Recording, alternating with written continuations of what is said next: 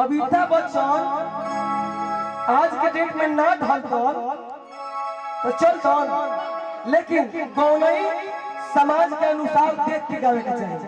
जैसन समाज बा वैसने समाज में वही लाइक गीत प्रस्तुत करो। एगो हम गाना हमारे घरी मार्केट में हिट भाई, बहुत सुंदर गीत, एकरा के हिट ना हो जाला, एकरा के हो जाला कि याद रहे। हां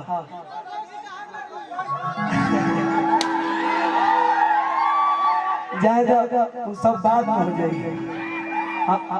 ज्यादा जहाँ भी ठीक बिया पहले हमारा रहे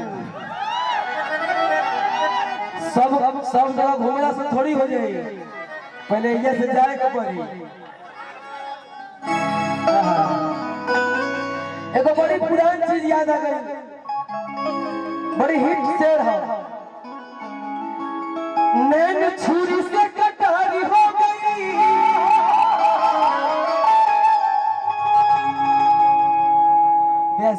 बड़ी पुरानी, ये सब अमर है। जी जी रउआ कह सकत, हम नहीं कह सकत। हम कहब तो काले ब्लेम लाग जाए, रउआ सब दुगोलम गाली जे रउआ सब कहल तो निक लागी, हम जानत नहीं नु। हमारा पर तुरंत लोग ऑब्जेक्शन कर दी, लेकिन रउआ सब कह ज्यादा कह सके ए तो दुगोला वाला हवन सर कुछ बोले लग सके। नैन छुरी से कटारी हो गई, रूप के दुनिया पुजारी हो गई,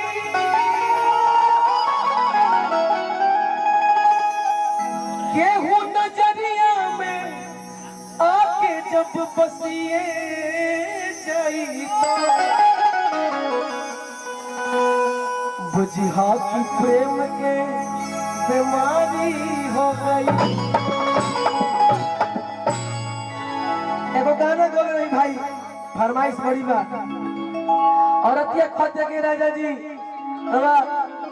परदेश से छुट्टी में आवतनी तो एगो काम करती का जा तनी आज बराड़ी में ऐसा चीज लेके आई कि तब चली तो गर्दा हो जाए गाँव में। औरतिया कहती है भाई, अरे किया मतलब कई के न परिया,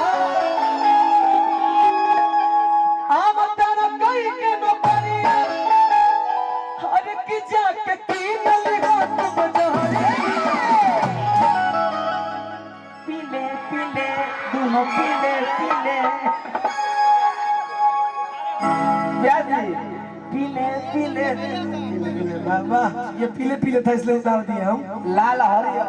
हाँ भाई तार जोड़ दे के शिवानी के बड़े दिन बाद शिवानी, लेकिन ते मोटा गई बड़ी है घर इसमें।